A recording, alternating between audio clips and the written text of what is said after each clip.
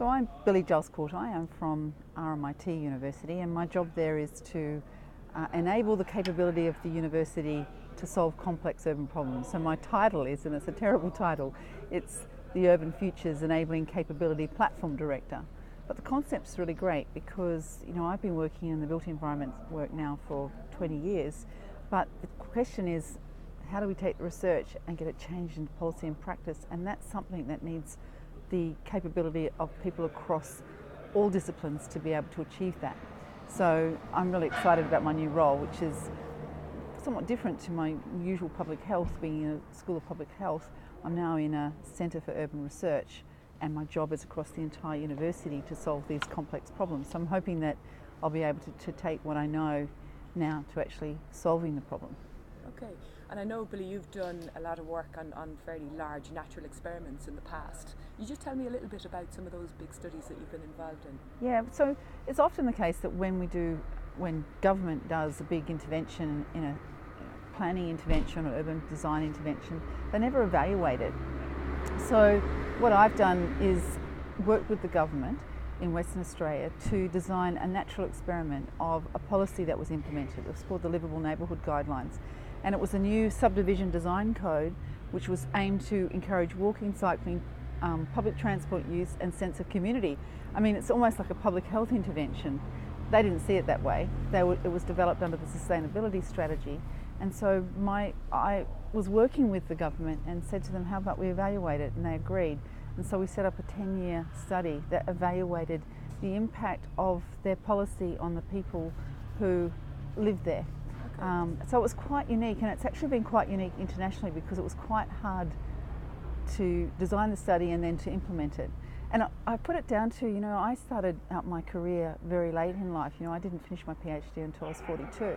So, but I'd done a lot of things in the past. I'd worked as a legal secretary, so I actually knew about how land was exchanged and who would know about who, so I actually knew as these people's houses were being built, I knew that the Water Authority was notified about that, and because I had that inside information, I contacted the Water Authority and said, would you recruit people for my study?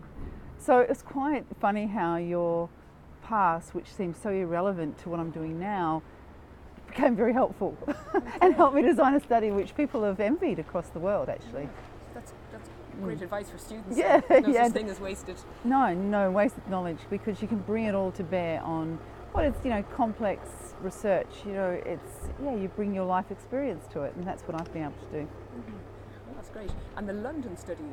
Yes, yeah. So we've got another study called the Enable study, which I'm working with colleagues at the University of London, St George, and that study was part of the London Olympic Village.